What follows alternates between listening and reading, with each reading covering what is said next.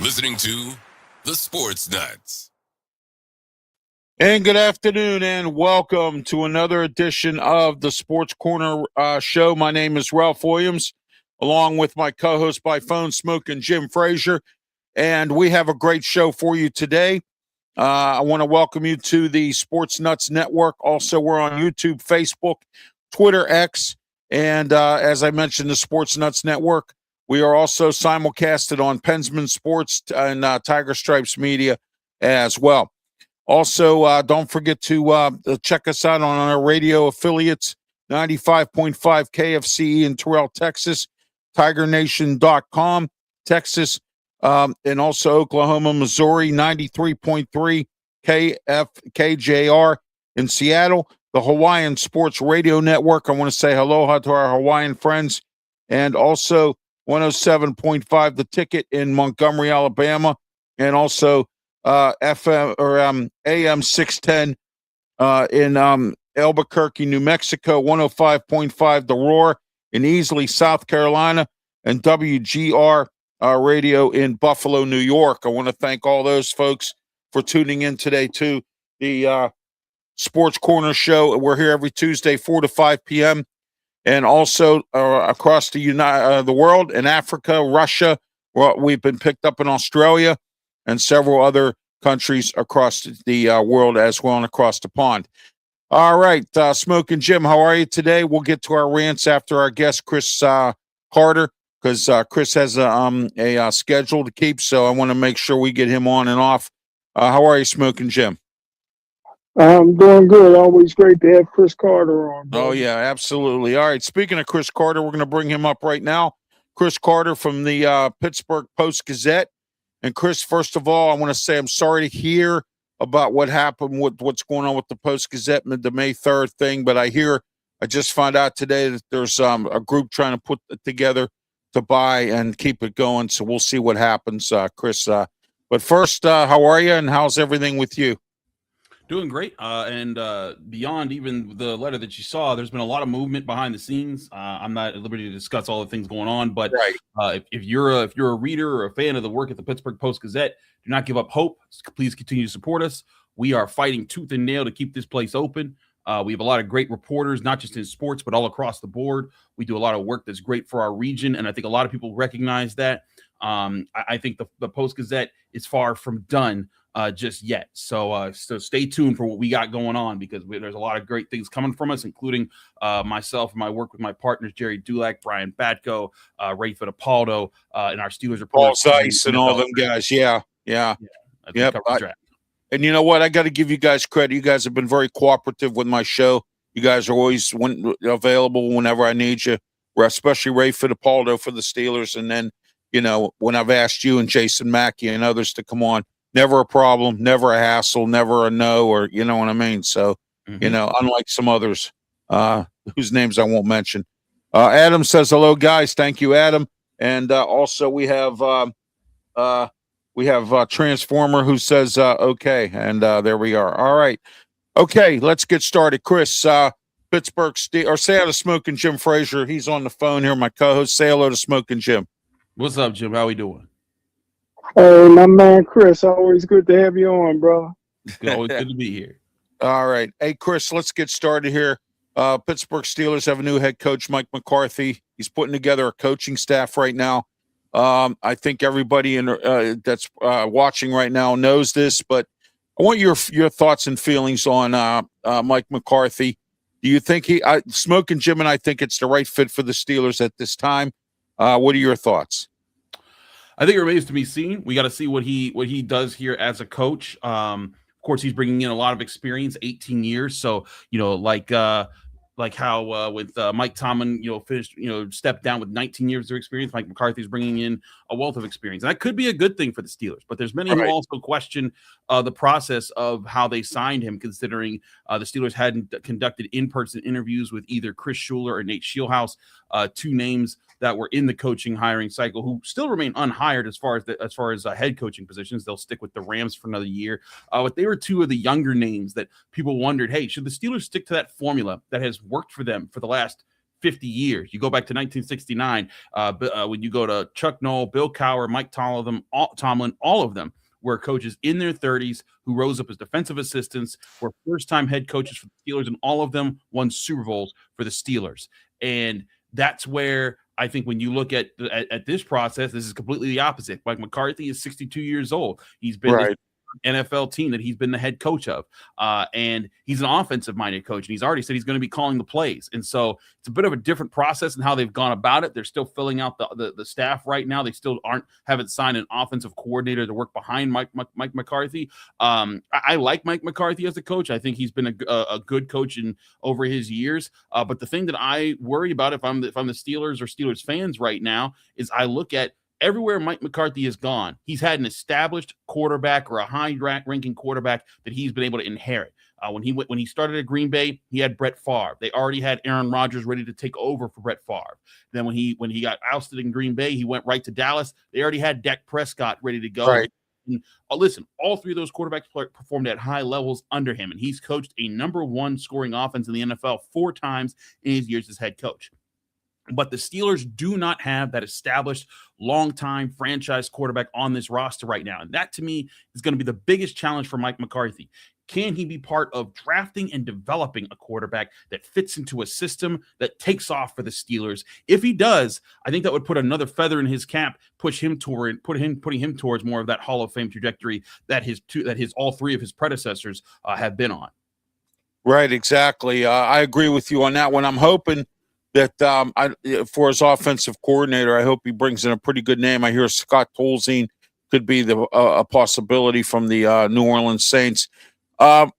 Chris, let me get Smokin' Jim here to ask you a question, and I have a question for you, another one. Sure. Smokin' Jim, go ahead with your question for Chris. Hey, Chris, 2 years ago, I said the Steelers should draft Cooper DeJean in his second year now, and he's first team All-Pro. Last year, I wanted either Jackson Dart or Scatterboo, and I think the Giants are happy with both of those. This year, the Pittsburgh Steelers should really add a wide receiver from Notre Dame, Fields. What's your feeling about Fields? Well, I actually just did my first mock draft of the season, and I had them taking Fields in the 3rd round. I loved him. I was actually there in Mobile, Alabama, covering the Senior Bowl. He was undoubtedly the star of the Senior Bowl. He was making plays down the field, underneath passes. He showed good route running. He has great size, great athleticism. Also seems very humble. When I got a chance to talk to him in private for about 2 or 3 minutes, and you can see that video on the Pittsburgh Post-Gazette's YouTube channel of my one-on-one with him. But I like him a lot, Smokin' Jim, and I think that he could be part of the answer here. But I also think the Steelers have done a good job these last few drafts of assembling their talent. As far as cornerbacks, Joey Porter Jr. has not allowed a touchdown since he became the Steelers starter back in 2023. Not a single time has a receiver scored a touchdown on him in any of his starts. And then you also have, guys like Derek Harmon last year who they brought in. And I know everyone's excited about Jackson Dart, but the bottom line is he quarterbacked the team that went 4-13. And Cam Scatterbo was part of that team as well. And listen, I like the moxie of those guys, but I think the Steelers, what they've been recognizing is they've been trying to pick the guys that could maybe, if they turn out to be the superstar running back or the superstar quarterback, maybe they can lift them up. That's what they try to do with Kenny Pickett. That's what they try to do with Najee Harris. And that's nothing against those players specifically, but they needed to rebuild the trenches. That was the mistake that they made in the early 2020s. That's what they've been rectifying the last 3 years. The picks of Broderick Jones, Zach Frazier, Trey Faltano, Mason McCormick. All of those guys have rebuilt the offensive line. Last year, you saw them start to do that with the defensive line. Derek Harmon, Y.A. Black. I think that they're starting to form out and say, hey, we have to get better up front because that's what the Steelers, when they've been at their best, have been about. Dominant defensive line, dominant offensive line, control the line of scrimmage, let everything play out from there. I still think they could use maybe one more addition on the defensive line. It's a higher pick this year, or maybe one more addition on the offensive line as well, maybe in the middle rounds. But this could be the year where they do go get those skill players. Malachi Fields is one of them. I really like Mackay Lemon out of USC. I think he might be, honestly, my favorite receiver of this class. But it would not shock me if the Steelers went and double dipped at wide receiver. I looked about through, they have 12 picks right now that they're projected to have for the NFL draft. The Steelers have never used all 12 picks in a 7-round draft since that started in 1994. The most that they've ever used was 11 in 1999. Next most was 10 in 2010. In that 2010 season, that's when they got Emmanuel Sanders and Antonio Brown. So I see this as a year where they trade up in one of the earlier rounds to either get a really high pick in the first round or maybe get a second first round pick so that they can maximize that value in those earlier rounds. But in that process, Jim, I see them double dipping at wide receiver, and I think they'd really like Malachi Fields being one of those 2 picks that they make there. Okay, I have a list here of several different outlets that have mock drafts, Chris. Okay, now Smokin' Jim and I each week here leading up to the draft, we're going to diagnose which one. Now, we're starting off today with ESPN. Okay. ESPN says of Avian Terrell, cornerback out of Clemson. My co-host on my Saturday morning sports show, Brian Pettit, he covers Clemson. He told me that this kid is pretty decent, this Avian Terrell. But the wide receiver that all the other ones that I have listed here, they have the Steelers taking Denzel Boston out of Washington. There's about 5 outlets here that are saying that. So I just want to let everyone know that one as well. So I don't know much about this Denzel Boston, but they say that most of these outlets so far have said, but first we're going to start with ESPN, and they're saying Avian Terrell, cornerback out of Clemson. All right. So, and then also, I haven't seen it. And quarterback, they also, some of these other outlets, I'm not going to say which ones, are saying that the Steelers are going after Ty Simpson, the quarterback from Alabama, as well. So, I mean, we have a bunch of different people here, but basically it's the same. Simpson and also Jordan Tyson, one of them has said from Arizona State, they also have down. So, those are some of the picks that the Steelers are projected to pick by some of the mock drafts. Lauren, I want to say hello to her. She's checking in. And Mickey Delaney, usual. Hello, Mickey. Delaney is part of the show today. Chris, how much more time do you have? Because I know you have a tight schedule. I got about 5 more minutes. 5 more minutes? Okay. I wanted to ask you about Frank Cignetti. It looks like Mike McCarthy wants to hire him to be an offensive assistant. What role would he play in this offensive scheme? I was a fan of Frank Cignetti when he worked with Dave Wannstedt, but then when he came back to work with Pat Narduzzi, we saw things fall apart, Phil Dracovic and all that other stuff. What's your thoughts on Frank Cignetti? I think Frank has a great football mind. I think it didn't work out in the second year that he was with Pitt. I actually covered him back then when I was covering Pitt for the Post-Gazette. And I said this back then. I didn't think that Frank Cignetti was the problem. I thought that Frank was very much doing what he could with what was a rough situation in the quarterback room. They thought Phil Dracovic was going to be the hero of that team. Turned out he was just not it. He just his body was too beat up from the years that he played at Boston College and elsewhere. And so I didn't want to put that much on Frank, but what Frank does bring is he has a bevy of just knowledge and information and experience as a coach at all levels, but especially at in the NFL. This is a guy who, when you look at what he's brought to the table, he's coached Aaron Rodgers before. He's coached Eli Manning. He's worked with quarterbacks upon quarterbacks. He has tons of experience. He, like you said, he coached at Pitt back when they were really good in the late 2000s. But he bounced around the NFL as a quarterbacks coach. So what I see him bringing to the table, I don't think he's necessarily going to be, in the play caller position at all, because of course that's Mike McCarthy. But if you're looking for a comparison as far as recent coaches, I look at like Mike Sullivan, the Steelers, and not the Penguins coach. The Steelers former quarterbacks coach who was an acting offensive coordinator, and he's been around Eli Manning. I know that. And so that's where I see Frank Cignetti fitting in, because Mike Sullivan, when he wasn't the quarterback coach, he was just a senior offensive assistant. That's who I see Frank Cignetti being. He's another pair of eyes in the room who can help Mike McCarthy say, "Hey, seeing this problem here, let's address." How about an eye up in the booth that he could throw the red flag and not have to look at the scoreboard all the time? You know what I mean? Communication. I think we'll see some better communication here with Mike McCarthy too on the field. Time management, that kind of thing. There's a lot of those things over the years with Mike Tomlin there, Chris Carter. I think you'll agree that, didn't happen right, So, all right, everybody, Chris Carter with us from the Post-Gazette. We're getting ready to let him go. He has a tight schedule. Smokin, Jim, you have any further questions for Chris before he goes? No, I don't want to hold Chris up, man. Appreciate you coming on, man. Very proud of you, Chris. All right. Thanks, guys. All right, thank you, Chris Carter, Pittsburgh Post-Gazette. Come on to share with us about Mike McCarthy and the Pittsburgh Steelers. Chris, thank you. We'll have you come back on again, maybe as we work our way up to the draft. So, all right, have yourself a great one, Chris. Thank you.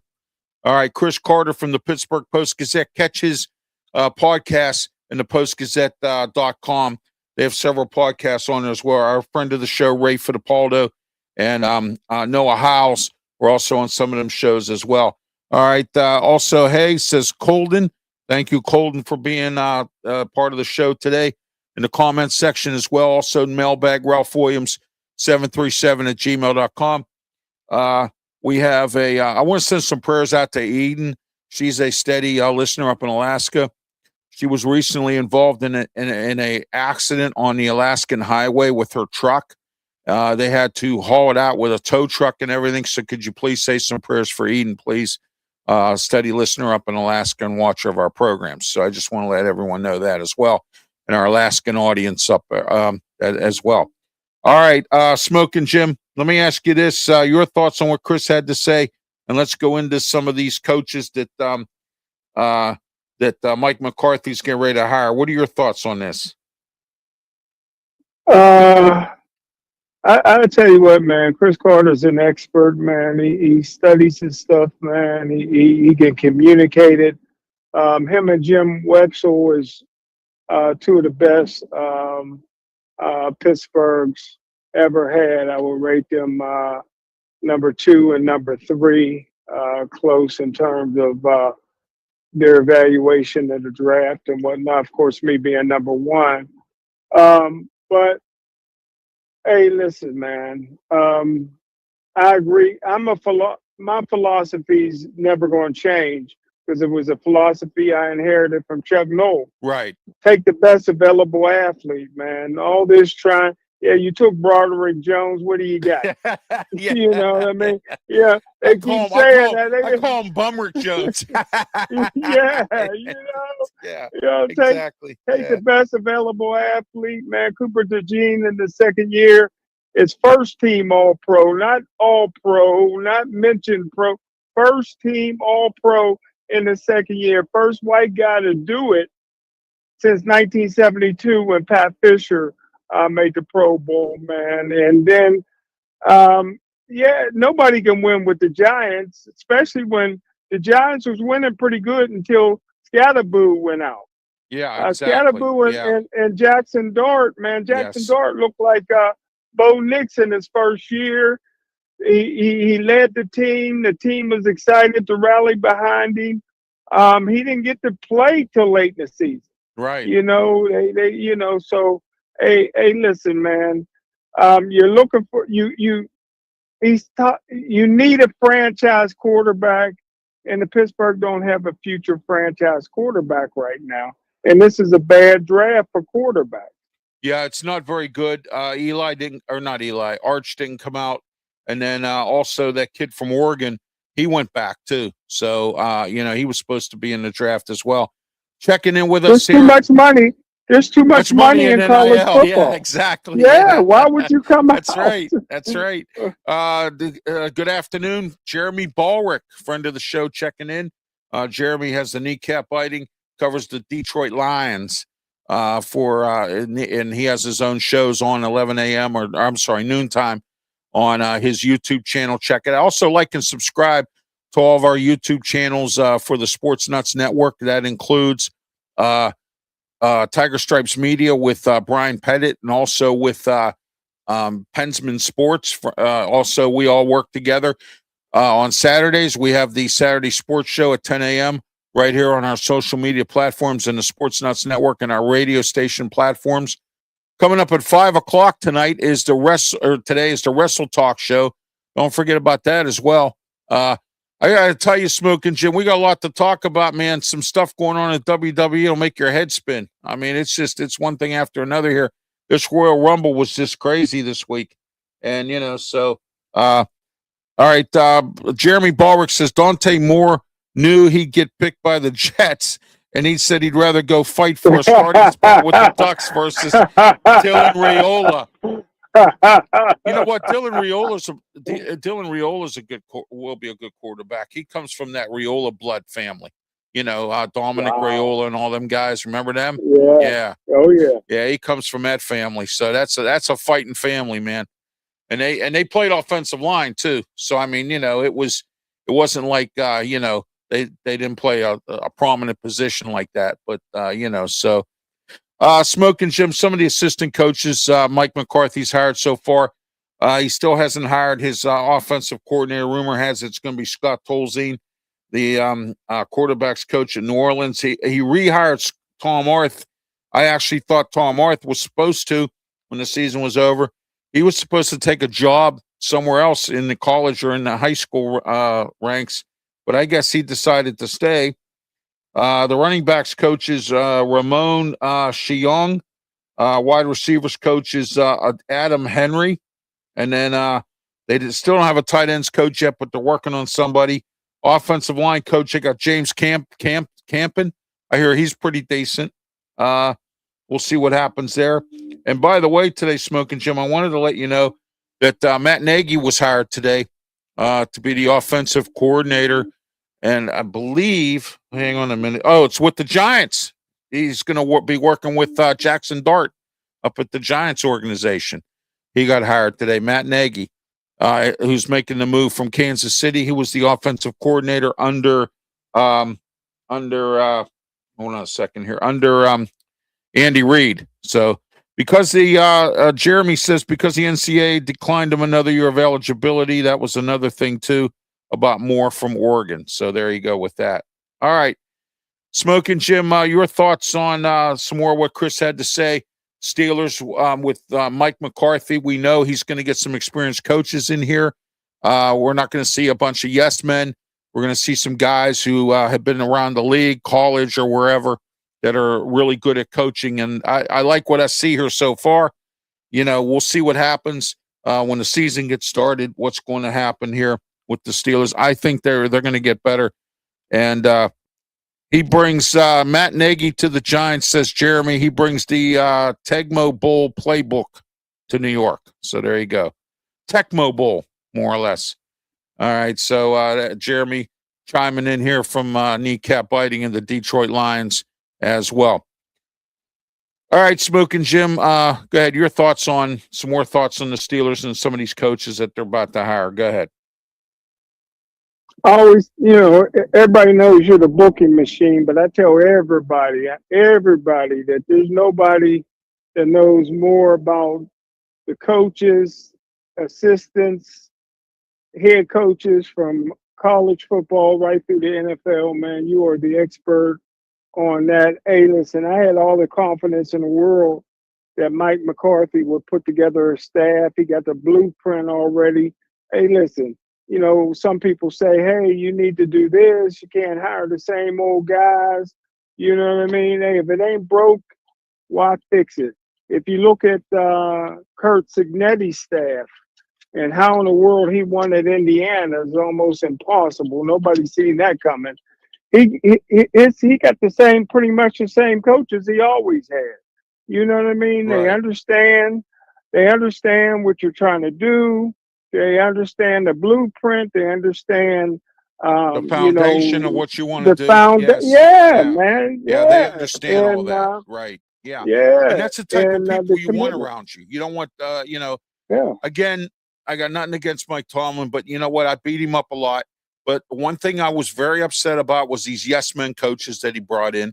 He didn't bring in any guys that were really experienced, that were smarter than he was. He didn't like that idea. But I will give him Mike McCarthy credit. He is bringing in a different strength and conditioning coach, which means you won't see the quarterback like Russell Wilson pulling a sled. So there you go.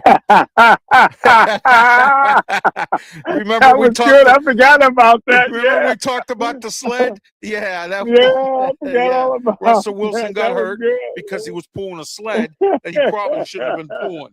You know what I mean? Who makes a quarterback pull a sled? Man. You know what I mean? Come on. So yeah. Or I'm gonna use a term that someone would say, who does that? You know what I mean? So but anyway, yeah, so we'll see what the Steelers are going to do. The draft's coming up. We'll see who they draft. I already gave you ESPN's mock draft. Next week, we will have next week, I will give you who is in the mock draft for the NFL.com and Lance Zierlein, Larry Zierlein's kid. We'll see what he has to say and what his mock draft is, number one pick so far for the Steelers. Things could change, Smokin' Jim. They always do. They come up with these earlier things, and then they go later on. Speaking of coaching searches, and we talk about these younger coaches, Chris Shula, I found out was a bad interview. That other kid, that pass game coordinator for L.A., they said he knocked their socks off with the Steelers. But I still think that this was a good pick. And now I'm hearing Clint Kubiak could possibly be going to the Las Vegas Raiders after the Super Bowl, and Arizona is prepared to hire somebody here. They're getting ready to hire Matt LaFleur's brother, Mike. They're getting ready to put him in as head coach. So everybody will have their head coaches real soon here as well. And all right, we have our next guest here, Jason Mackey from the Pittsburgh Post-Gazette and 93.7 The Fan. He does the night shift there at 93.7 The Fan. I usually don't mention them here, Jason, but I will today because I know that's what you do with them. So, But anyway, Jason's here. We're going to talk about the Pirates a little bit and some other things. Jason, how are you today? Welcome.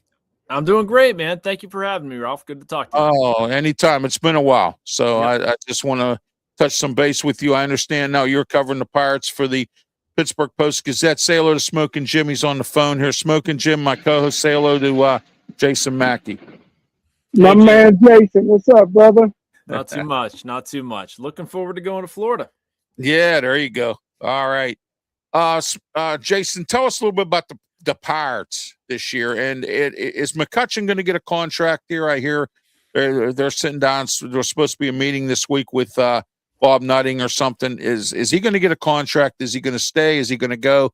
What's going to happen with McCutchen here? I think he ultimately comes back. There's been a whole bunch of fuss over this stuff, and the wind's blown different directions. I've felt different ways about it. You get different vibes being around the team. I think the way this has gone, and McCutchen, saying what he said on Twitter. Everybody's seen it by now. He's obviously been kind of upset at how he's been treated. I think the Pirates realize what's at stake here, how they could look.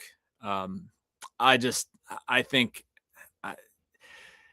if you go and get Marcell Ozuna or anybody else you're going to get out on the free agent market, it's just not worth not bringing back McCutchen and wearing that. There's better ways to improve the team. I think you have just a retirement year with Kutch and celebrate the heck out of who he's been. Right. Yeah. So if I was going to bet one way or the other, that's what I would do. Oh, I see. Let me ask you one question here, and I'll have Smokin Jim ask you a question. What's the team look like this year? Is it a better upgrade from last year? And now we got Don Kelly for a whole season. What's happening here? Yeah, a lot of that. The Don Kelly aspect, I just filed a story for our preview section on Sunday talking about just what's at stake for Donnie, how much guys really love playing for him. Brian Reynolds had a quote in there that just stands out to me, that it feels like you're talking to a peer, but in a good way. Like Donnie Kelly just understands what these guys go through. He gets it. He's got a great personality, obviously loves the game, knows the game, that sort of fun stuff. But things look a lot better. They have to be able to hit. Ryan O'Hearn's going to improve the team. Brandon Lau is going to improve the team. They shouldn't be done. They have several moves to make still.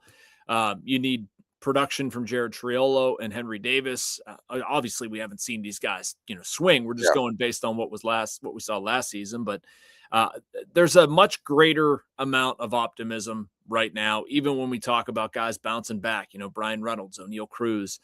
Obviously, those are going to be important parts. This should be a pitching-heavy team that scores enough runs to be competitive. They're going to have a pretty good bullpen. And if they stay healthy, I do think they have a chance. Yeah, I believe that to be the case. I like what I see so far this year. But we all know, that they've managed to soil the bed at times, even with the talent that they have. But I think Don Kelly's going to be a good manager. And I think now that he's got a full season to be able to dissect and do all this stuff, I believe Pirates might not be too bad. You know what? I would be satisfied with 500 just so they at least get there. You know what I mean? With what they have, because based on what we've seen over the years and the heartache we've had to put up with, for all these years since 1979. All right. Smokin Jim, you have any questions for Jason? No, I don't. Oh, okay. Well then, all right, Jason, the pitching staff you were just talking about, what's the starting pitching looking like? I know Skeens and Jared Jones and a few other guys. Is Chandler going to finally be up here, or what are they doing with Chandler and all that stuff? What's going on? Bubba will be up here. Your opening day rotation probably looks like this: Paul Skeens, Mitch Keller, Bubba Chandler, Braxton Ashcraft. Jared Jones won't be back, I'd say, until June, maybe optimistically May. And they're going to add a fifth starter. Maybe a veteran lefty, Jose Quintana, Tyler Anderson. They're two types that the Pirates have talked to. I like Tyler Anderson. Yeah, I'm good with either one, man. Brought him there. Yeah, if they brought him back, that would be nice. Patrick Corbin is a guy, as odd as it sounds. He was a little bit better last year. He fits their ballpark. So I mean, again, I would prefer Quintana or Anderson. Don't get me wrong, but they'll add one of those guys. And if you want me to go to the bullpen, you're probably going to start with Dennis Santana. Isaac Matson, Gregory Soto, Kyle Nicholas going to be in there in some form or fashion. Kyle Nicholas. Oh, yeah. I wanted him gone since that debacle in Chicago when he walked all those guys. I know. I wanted him out, and it's just. I don't know. I don't think he's going to be gone, man. I actually think he can be very good. Keep on sticking with him. He throws 99 with 2 breaking balls. Yeah, really good ones. Yeah. I'm fine. I want to hear him out and see if he can figure it out. Carmen Majinski's going to be in there somewhere. Mason Montgomery's a lefty who throws 100. He's really attractive. If these guys can figure it out, Johan Ramirez has put up some good numbers. He's been inconsistent as all heck, but if they can figure it out, they should have a greater amount of pitching depth. Yeah, exactly. It's the question on how Don Kelly works his pitchers in and out, you know what I mean? Starters and innings and things like that. You know what I mean? I didn't like what Sheldon did at times. He would have guys come in for 2 innings, or what they call them, bullpen days or something. Have somebody come in for 2 innings. Bullpen day and have an opener. I think Donnie might still do that. I mean, that's a strategy. I get that. Yeah, exactly. Yeah, It's I'd like dumb to if see, it doesn't work. yeah, I like to see the starters kind of go deeper, like into 5 or 6 innings. That way, you don't tire your bullpen out, that kind of thing. So we'll see how he manages his pitching. What about I'm sorry, the catcher situation? I know Bart's back. Who else are they bringing in, or who else do they have other than Bart? And I know who's the other one, Gonzalez or something, or whatever. Andy Rodriguez. Rodriguez, yeah, Andy Rodriguez. You're looking at Henry Davis 1, Joey Bart 2, Andy Rodriguez, and Rafael Flores are the 2.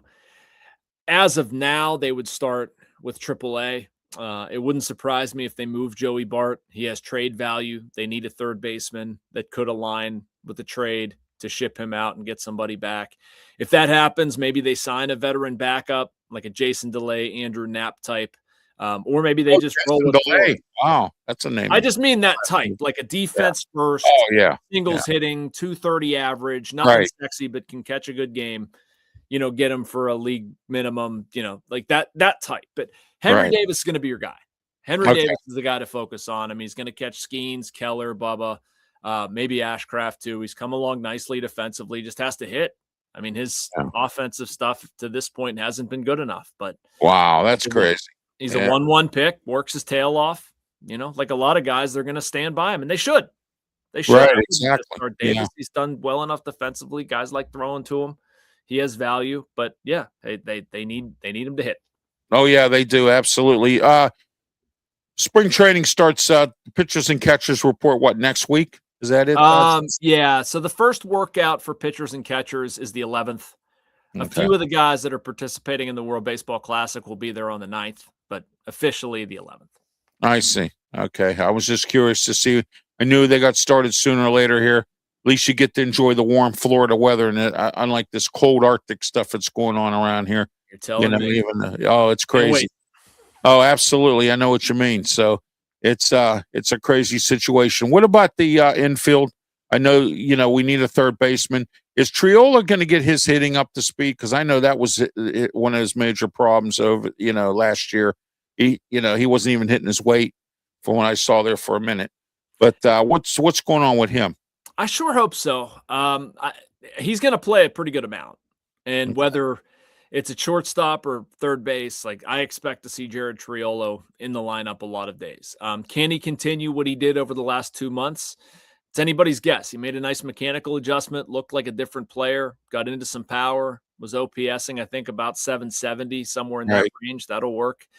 I like Jared Triolo being a part of this team. I worry about him being the primary source of offense on the left side of the infield. I think you got to do better than that. Or if you don't add a third baseman, you try to extend Connor Griffin. But if he's your bounce around guy, if he's the 25th, 26th man on the roster and you're just using him to plug holes for his defense, that's great. I'm fine with that. Yeah, he needs to hit the way he did down the stretch. There was additional confidence. He was a little bit more upright, got through his hands faster. He needs to continue that. And I agree with you. The light hitting, singles hitting Jared Triolo, that's going to be tough in a lineup like this. It is. It is going to be tough. And I missed the defense of Key Brian Hayes, but I don't miss the fact that he was injured a lot with that bad back situation. And his hitting was when he was in the lineup, he hit pretty decent. But I think we're going to miss that a little bit. But you know what? We can always make up for it some other way. So we'll see what happens. Yeah, it depends on who they get. I mean, I still think they're going to trade for a third baseman.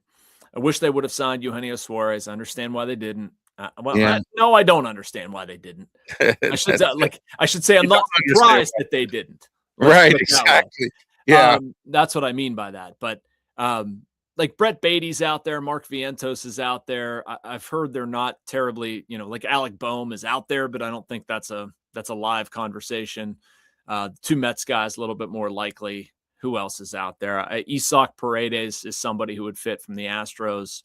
Josh Jung from the Rangers, although I don't hear much on that these days either. Right. They'll get somebody. I see. Smokin' Jim, any questions for Jason? No, great job, Jason, man. Great knowledge, man. All right. Always. All right, real quick here, and then we'll let you go. What's going on with the outfield? Sawinski going to be back? What's going on with him and some other guys here? What's going on other than Reynolds? I don't know about Sawinski. I mean, as of now, he's at least has a shot. But Brian Reynolds is going to play every day. O'Neal Cruz is going to play every day. Ryan O'Hearn's going to play somewhere every day. He's going to play some in the outfield, maybe DH some, maybe some first base some. My own opinion, they need to get Jake Mangum in there more, and I think they're going to. I mean, this is a guy hit almost 300 last year for the Rays. He runs extremely well, nearly stole 30 bags. Like, you get somebody in this lineup who's going to do that for you, you got to play him. And he's going to be a borderline Gold Glover. He was a very good defensive left fielder. So I'm expecting that to be the lineup, more often than not. You're going to have a non-traditional fourth outfielder with O'Hearn, and maybe you carry another one. Maybe you carry Sawinski. Joe Stinson Garcia is the guy they added the password. They added him for Johan Oviedo this offseason. He needs to play. And if he's not going to be in your lineup every day, he's probably not at this point. I think he has to be in AAA. I expect him to start there. Is Sawinski going to go anywhere as a fourth outfielder? Probably not, but it wouldn't surprise me if he's on the team. Yeah, they might have to have him on the team in order, for some stability there or whatever until they get something straightened out here with that. But anyway, real quick while I have you, Jason, and we'll let you go. Mike McCarthy, new Steeler head coach. Your thoughts on Mike McCarthy? Go ahead. I don't hate it. I'm one of the few in the city. I don't either. I want it. Smokin' Jim called it. Smokin' Jim said on this program and on the Sports Corner radio show on 2 to 3 p.m. on Saturday on 1250 The Answer, 92.5 on the FM dial. He said it, and I quote, Mike McCarthy. I agree. I wanted McCarthy or Flores, but I'll take McCarthy, even though Flores didn't get hired. They need to score more points. They need to figure out the quarterback situation. It's a short-term thing. I mean, I don't go into this thinking Mike McCarthy's going to coach for 19 years. I sure as heck hope not. If it stinks in 4 years, they better move on. Yeah. So I'm good with it, man. He knows how to run a program. You got a veteran team. You want to make a run at it? Let's see. Yeah, I like what I see so far. We'll see what happens. Jason, while I have you, your favorite, I came on your show, your favorite Tallmanism. Go ahead. Oh, man. I came on with the we got caught with our slip showing when I was on. Yeah, that was good. That was good. Show. My favorite one might be the most recent. Go ahead. If my aunt had male parts, she'd be my uncle. My uncle, yeah. I mean, I can't watch that. Everybody thinks that way. Yeah, I know. No, the one that I've been watching some of these YouTube videos from some people. They're saying the squashing of the grapes and the wine. They're saying the players are the ones that said they like that one. That's pretty good. That's pretty good. Got red paint your barn red, that sort of thing. Yeah. Yeah, we got to go back into the laboratory. Yeah. Yeah. But the best one of them all, though, was when he walked off the podium when Brooke Pryor asked him about his contract, and he he didn't say a word. He just walked right off the podium, and I laughed so hard it was just unbelievable. I said, "Oh my gosh." I kind of said that's what she gets for asking that question. No, those are totally fair questions. She's doing her job. I know, but I mean, it was funny though the way he just she said, "What's going on with your contract?" And he just got up and walked right off. That's it. Jason, thanks for being part of the program, man. It's been a while, but we'll have you back on again another time. But thank you, Jason Mackey from the Pittsburgh Post-Gazette, 93.7 The Fan as well. Have yourself a great one. And Smokin' Jim, anything you want to add here or say anything before Jason leaves? Hey, and anytime me and Jason agrees, that must mean McCarthy's going to take us to the Super Bowl, right? Yes. He's got 5 years, so we'll see.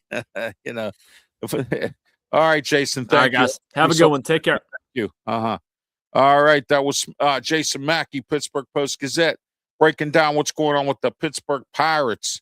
Smokin' Jim, your thoughts on what Jason had to add? The guy's absolute. I tell you, booking machine. You book nothing but experts, man. He knows the Pirates inside out, man. Makes you enthusiastic about the season, and I just hope the Pirates can live up to his words. Yeah, exactly. Because this year they Bob Nutting actually went out and spent some money and got some guys. So I mean, and we didn't get the bottom of the barrel. We actually got a little bit like in the center, you know what I mean, which is more than the bottom of the barrel. I'll take the center any day, the center of the list, rather than the bottom of the barrel, because we've had some bottom of the barrel free agents that has just been really brutal. Tommy Pham, I mean, come on, you know what I mean?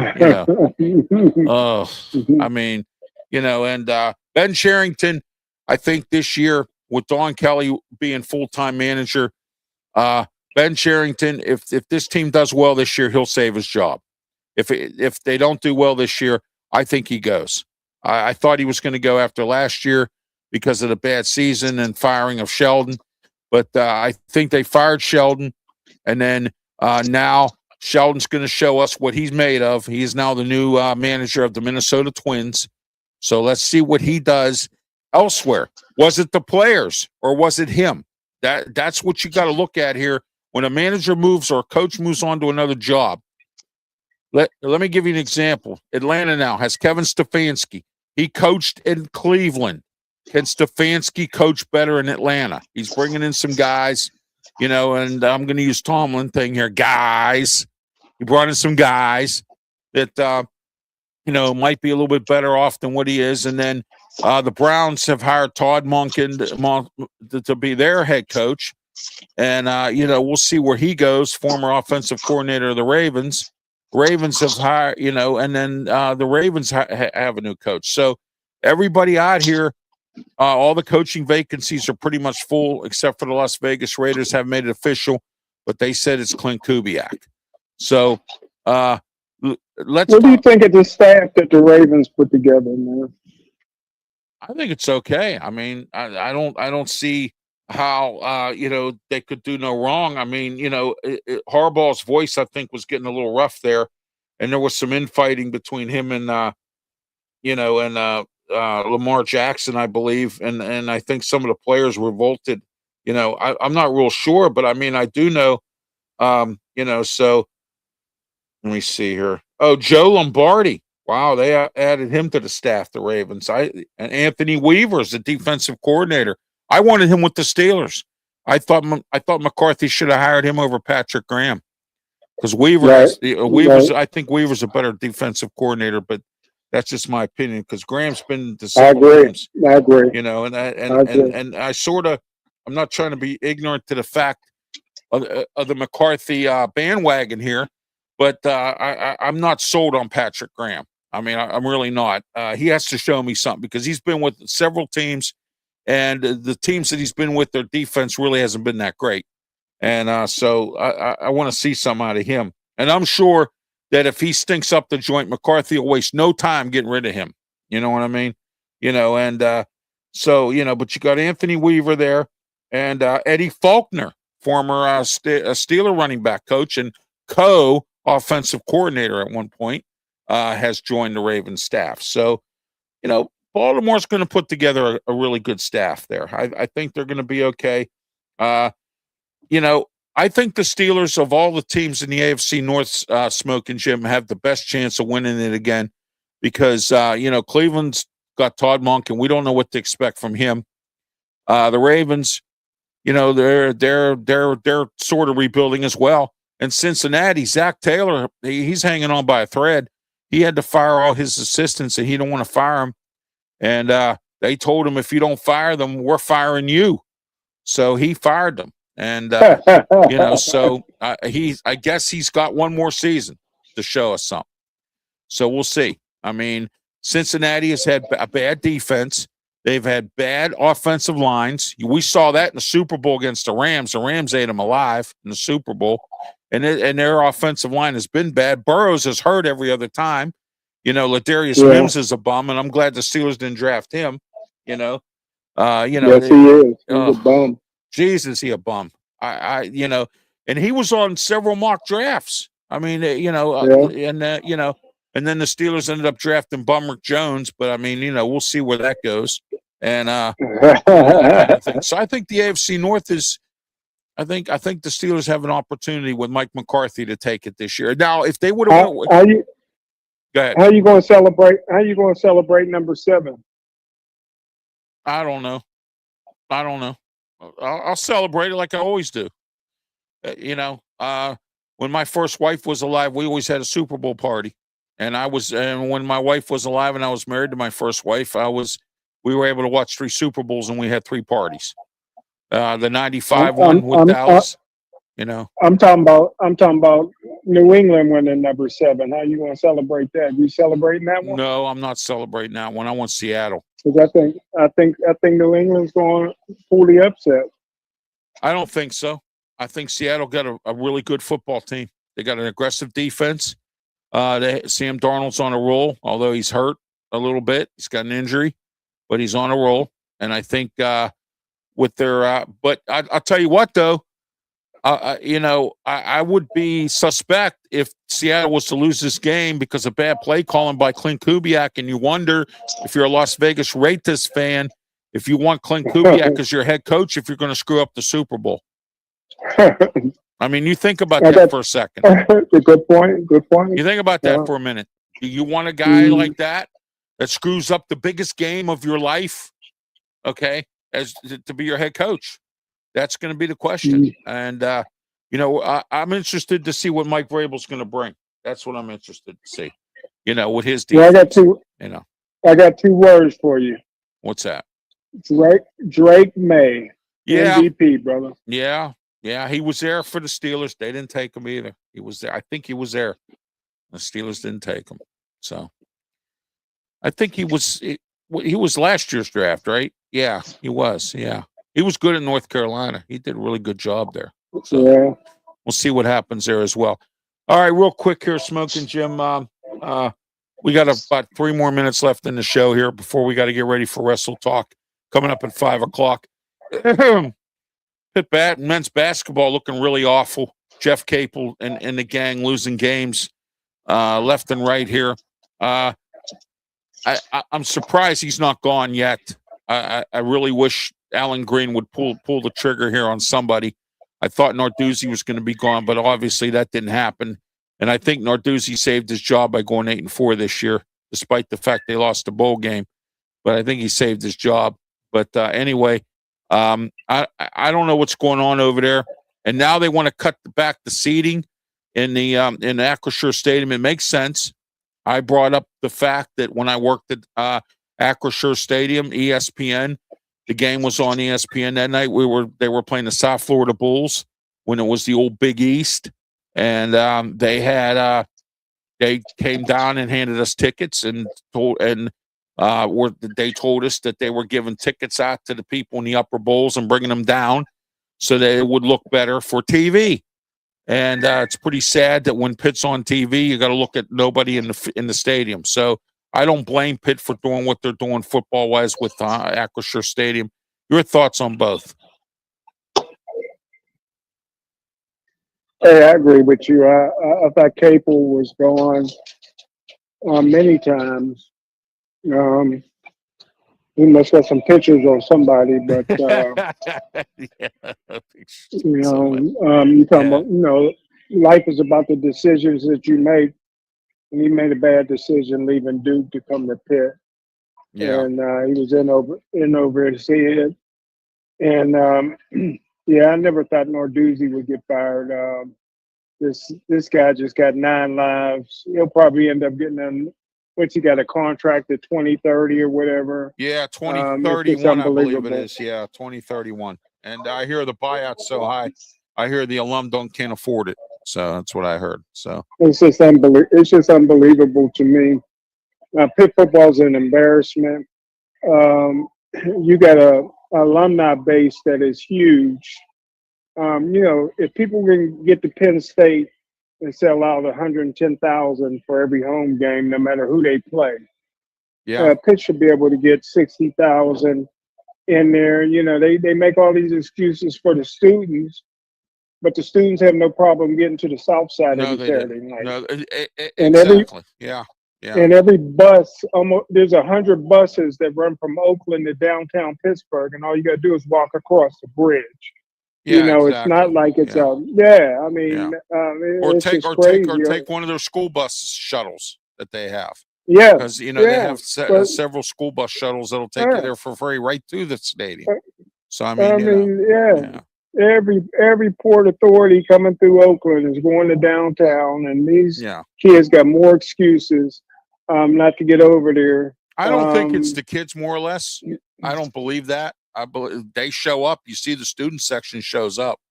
It's not them. I think it's the other alum, the older folks that are used to the pit stadiums and they're still griping about an on-campus facility and all that stuff like that. And I'll say this to those who complain, and I got a comment here for you, Smokin' Jim. Mickey Delaney says, Jim said, did you hit your head? Did you say that the Pats will win on Sunday? That's what Mickey Delaney says. So, yeah, bet on it, Mickey. Bet on it, baby. Yeah. So anyway, as I mentioned before, where are you going to park? Tell me something. You want it in Oakland? I was told they looked at the old J&L plant down in Hazelwood. Before they put the green up down there, they looked at putting the stadium down that way. 2nd Avenue by the Hot Metal Bridge, they looked at a couple sites down that way. They looked at the south side. They looked all over the place. Where are you going to park your car in Oakland? All right. I used to park when I was younger with my grandfather. We used to go to all the games. We would park at the old Dairy Queen down there on Center Avenue and walk up. That's how we always did it. So, I mean, where are you going to park your car? I mean, and that's my question to you. And I would rather sit in regular, nice, soft, comfortable seats and sit on bleachers. I mean, I'd rather go in nice, warm bathrooms than them cold bathrooms and the crowded bathrooms they had at the old Pitt Stadium. I was there several times. I mean, I worked there back when I was in the late '80s, so I'd been there, so I know exactly what it's like. And if you want that kind of atmosphere, that's up to you. So I know I'm gonna make Claudio mad, and some other people mad, and I love Claudio, you know that. Right. But there is room for a stadium on campus. Yeah, there is. They got one of the most beautiful baseball fields you ever want to see. I saw that, yeah. And that should be a football field. It looks like PNC Park. Oh my goodness, it's beautiful. I mean, I'm sorry, baseball would have to go to Point Park or somewhere to play. Yeah. You know what I mean? I'm turning that into a football only stadium, and no disrespect to baseball, but and they have plenty of room never up there for that. I've never heard it. And right across the street is plenty of parking over there. Yeah. You can turn that practice field into a parking lot, and that and cost that's what center I would was a do waste. That cost center they put up there, that was a waste. I mean, and they got that other domed thing up there. I don't know what that is. You know what I mean? That white dome up there. Yeah. So I got to ride through there sometime. I haven't rode through there in a while. Yeah, but I mean, they just, they, like you said, they make a lot of excuses for that stuff. Smokin' Jim, final thoughts before we wrap it up and get ready for Wrestle Talk. Man, two great guests, man. Chris Carter and Jason Mackey, the Big Mac Attack, man. They did a great job, man. The booking machine is the best. Not only is he best at booking guests, he knows all the coaches and assistant coaches in NFL and college football. That's it. You got it. You're exactly correct on that one. And but we'll see what happens this year. College football is going to be interesting. It just wrapped up a few weeks back with the national championship game, and then it also the NFL season's pretty much wrapped up after the Super Bowl.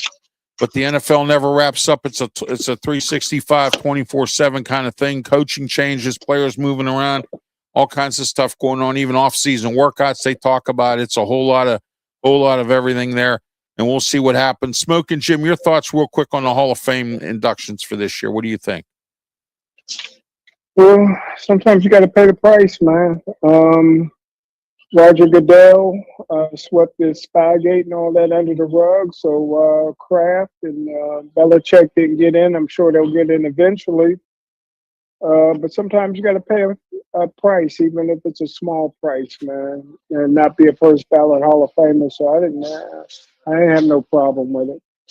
Yeah, exactly. But I didn't hear who else got in. Who else got in? I haven't checked the list really, because I'm frustrated that Hines Ward hasn't gotten in yet, and so we'll see. Right. I'm very frustrated that he hasn't gotten in yet, and I've had this argument with some of our national pundits, more or less, that have said, Hines Ward, he was a nasty blocking wide receiver who really didn't catch much and just blah blah blah. And I'm like, you know what? I don't want to hear that. You know what I mean? I just don't. I mean, he's a Hall of Fame. He has 2 Super Bowls. Yes, he is. So Super Bowl MVP. That's right. Super Bowl MVP. That's right. Well. Yeah. So I don't want to hear it. He needs to be in the Hall of Fame, and so, and there's some people that probably shouldn't be in there that are in there. So I mean, and guys who hadn't played a long time, didn't do a whole lot. Hines Ward's done more than they have, and so we'll see. All right. Thank you, Smokin' Jim Frazier. Stay tuned. Coming up next, we have Wrestle Talk here on our radio affiliates, and also we'll be back in a few moments with Wrestle Talk. We got a lot to talk about, so stay tuned. I'm Ralph Williams for Smokin' Jim Frazier. Have yourself a great one. Until next Tuesday, have yourself a good one. Please be safe and stay warm.